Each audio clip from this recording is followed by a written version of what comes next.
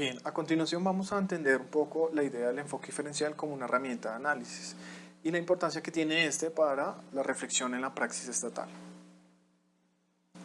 Bien, el enfoque diferencial debe entenderse como una praxis estatal. Digamos que en este sentido, lo que nos llama es a que entendamos que toda acción del Estado debe estar condicionada a un bucle entre reflexión, acción y reflexión, es decir, a un constante y permanente movimiento dinámico en el que vamos de la reflexión a la acción y viceversa. Bien. En este sentido, digamos que toda reflexión debe estar basada en criterios y teorías de la diferencia, pero sobre todo, esta reflexión debe estar acompañada por una suerte de sentido de sensibilidad por parte de los funcionarios que representan el Estado. Esta sensibilidad, digamos que tiene que ver con lo que hemos llamado como una racionalidad cosmopolita y pues que nos llama al reconocimiento de la diversidad humana. En términos generales, un poco que lo que queremos es que poner en juego, digamos, una cultura de liderazgo desde el cual los funcionarios públicos, digamos, hagan uso de esta racionalidad cosmopolita como un elemento de sensibilidad. Bien, entonces, ¿cuáles son los aspectos sobre los cuales vamos a reflexionar antes de intervenir sobre un sujeto o un grupo de sujetos? En primer lugar, tenemos que entender que la totalidad del sujeto está compuesta, digamos, por un conjunto de variables de diferenciación que constituyen, digamos, la experiencia general de vida de este sujeto. ¿Cuáles son esas variables? Como ustedes pueden ver, son las que hacen referencia a su situación histórica, geográfica, a su identidad de género, a su orientación sexual, a su pertenencia étnico-racial, a la situación socioeconómica y a su situación física y cognitiva. Digamos que frente a cada uno de estos aspectos, el funcionario debe mostrar, digamos, que una sensibilidad humana en términos de una racionalidad cosmopolita y para ello debe dejar de lado sus ideologías políticas, sus prejuicios de género, de raza, de sexo, clase y sobre las condiciones físicas o cognitivas. Digamos que es importante entonces entender algo, es que estas variables no funcionan por aparte, si bien tienen su especificidad, hacen parte, digamos, de la experiencia, convergen en la experiencia de este sujeto de una manera compleja y dinámica. Bien, entonces entremos un poco a detallar mejor cuáles son estas variables y a qué hacen alusión. Cuando hablamos de género, estamos hablando de la manera como esta persona se asume en términos de si se asume como un hombre, como una mujer, como un hombre transgénero, como una mujer transgénero o como una persona intersexual. Cuando hablamos de la situación geográfica nos estamos preguntando por las situaciones o condiciones particulares en donde habitan los sujetos. Cuando hablamos de la situación histórica hablamos de básicamente dos elementos. Por una parte, de las condiciones históricas particulares del sujeto, entendidas como su historia de vida, y por otra parte como los marcos culturales en los que ha sido formado. Cuando hablamos de la situación física y cognitiva, estamos hablando de la capacidad física, visual, auditiva y cognitiva de los sujetos. En relación a la situación económica, pues estamos hablando de la situación laboral, el estrato o la clase social a la cual pertenece. Es importante aquí, digamos, también tener en cuenta que hay personas que viven en lo rural o viven en lo urbano y eso también determina un poco su situación socioeconómica. Por otra parte, cuando hablamos de la pertenencia étnico-racial, digamos, estamos hablando de condiciones culturales concretas como el idioma, la lengua, la religión, sus creencias y su manera de asumirse o autorreconocerse como negro, indígena, raizal, palenquero, afro, rom, gitano. Bueno, ustedes han escuchado esas categorías. Finalmente, con lo que tiene que ver con la orientación sexual, digamos que estamos hablando de varias posibilidades como heterosexual, lesbiana, gay y bisexual. Como digo, digamos que es importante entender que estas variables de diferenciación, que es como las vamos a llamar, en la experiencia concreta de los sujetos se construyen mutuamente, están operando conjuntamente. Entonces no podemos, digamos, tenemos que romper con la lógica de sumatoria, de ver a las personas como si cada una de estas variables se les sumaran, sino que ellas están en la práctica, en la experiencia concreta de la persona, están operando, digamos, mutuamente, se están co-construyendo unas con otras. En este sentido, digamos que es importante entonces recalcar que el enfoque diferencial como herramienta de análisis nos sirve en un primer momento para, digamos, diferenciar unas variables de diferenciación. Eso es lo que vamos a encontrar. Y en ese sentido, digamos que es importante que estemos abiertos a una lectura en la cual esas variables no se agoten. Generalmente las agotamos cuando decimos, no, la raza, el género, la clase, pero hay otras variables, incluso más allá de la edad o la condición física, que pueden todavía no tener un nombre, pero digamos la idea es que tengamos la sensibilidad suficiente para ver, digamos, que la dinámica social siempre está, digamos, configurando variables de diferenciación. Por otra parte, tenemos que entender que hay una singularidad en la experiencia de cada sujeto social. Cada sujeto, sea individual o colectivo, digamos que experimenta la convergencia de esas variables de una manera muy singular, muy particular. Entonces, en este sentido es importante que salgamos también de la idea de entender el enfoque diferencial como una receta.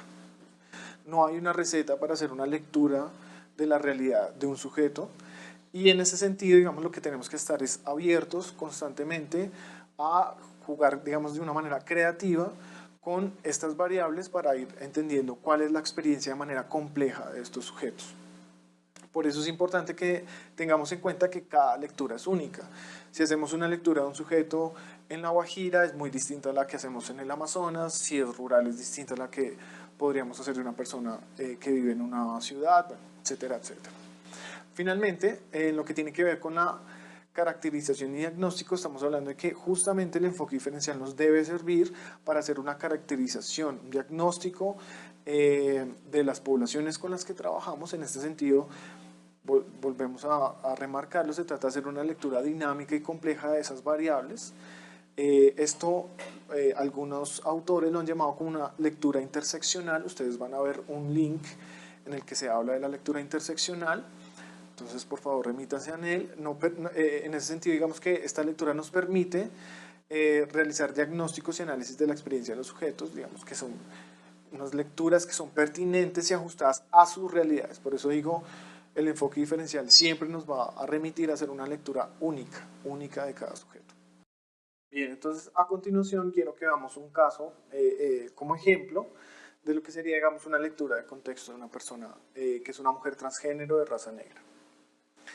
Esta es la historia de Alexandra. Ella, cuando tenía 17 años, su nombre era Alexander Riaño. Ella siempre quiso ser mujer, vestirse y sentirse como tal. No obstante, su decisión le acarreó varios problemas con su familia y su comunidad. Desde entonces, comenzó a ser rechazada en su colegio y su comunidad, pero sobre todo su padre comenzó a ejercer violencia sobre ella. Su madre la llevó a una iglesia cristiana para que se curara. Cansada de este tipo de abusos, Alexandra tuvo que irse a una ciudad. Allí las cosas no fueron mejores, dado que por ser mujer y ser una mujer negra transgénero fue doblemente discriminada. Dadas sus condiciones, les tocó dedicarse a la prostitución. En este oficio tuvo que soportar muchos más vejámenes, tanto de los clientes como de la policía, quienes la agredían constantemente física, sexual y psicológicamente. Bien. Como funcionarios, digamos, ¿cuál debería ser, digamos, la lectura que debemos hacer de la experiencia de Alexandra? ¿Qué es lo que tenemos que tener en cuenta? Básicamente son 5 cosas. La primera, reconocer desde qué lugar se enuncia a ella, como mujer, como hombre, como mujer transgénero, como negra, como mestiza, como afro. En ese sentido es importante evitar que nuestros prejuicios o concepciones sobre lo que es ser mujer o ser hombre nos impidan entender el lugar desde el cual se está anunciando Alexandra. En segundo lugar, tenemos que reconocer que en la experiencia de Alejandra convergen múltiples variables de diferenciación. Por ejemplo, la clase, al ser una mujer pobre. Por ejemplo, el género, al enunciarse como una mujer. La raza, por ser negra. Y por su situación o su labor subalterna, digamos, ofrecer desde la prostitución. En tercer lugar, es necesario que reconozcamos que la historia emocional de Alexandra ha estado marcada por el rechazo, la discriminación y la violencia cotidiana. De ahí que su trato hacia ella deba ser asertivo. En cuarto lugar, es importante que reconozcamos cuáles derechos constitucionales y humanos se le han violado. En este caso, derecho al libre desarrollo de la personalidad, derecho al trabajo, entre otros. Y finalmente, es importante reconocer que es exactamente lo que este sujeto quiere reivindicar para sí mismo. Esto para evitar acciones por parte del Estado que en lugar de ayudar generen nuevas violencias y vulneraciones sobre esta persona. Como ustedes pueden ver en este caso, están en juego una serie de variables que, digamos, se construyen mutuamente, están orgánicamente interrelacionadas en la experiencia irrepetible y única de Alexandra. Entonces tenemos una variable relacionada con la orientación sexual, otra sobre la clase social, otra sobre el género, la raza y la historia personal. Es importante que tengamos entonces en cuenta estas variables para que en calidad de funcionarios podamos generar condiciones de posibilidad para una acción asertiva sin daño en el caso particular que estamos tratando. El segundo ejemplo es uno relacionado con pueblos indígenas. El 12 de octubre de 1989, en una corte de justicia de los Estados Unidos, un indio mixteco fue considerado retardado mental porque no hablaba correctamente la lengua castellana. El nombre de él era Ladislao Pastrana, un mexicano de Oaxaca, que era bracero ilegal en los campos de California, e iba a ser encerrado de por vida en un asilo público. Pastrana no entendía bien, digamos, no llevaba una buena comunicación con la intérprete española y el psicólogo le diagnosticó un claro déficit intelectual. Finalmente tuvieron que venir unos antropólogos quienes aclararon la situación, le expresaron al juez que Pastrana se expresaba perfectamente en su lengua, en la lengua mixteca, que hablan los indios herederos de una cultura milenaria que tiene más de 2000 años de antigüedad.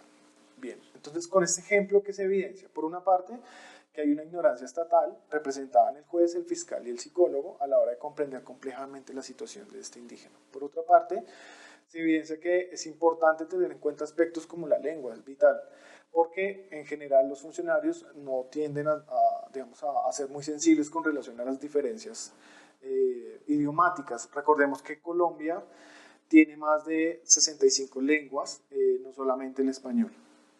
Por otra parte, es importante que veamos que ahí hay una ignorancia estatal, se evidencia la falta de empatía humana hacia una persona diferente, así como una negligencia en el proceso legal. Digamos, fue fácilmente condenado, digamos, declarado como retardado mental.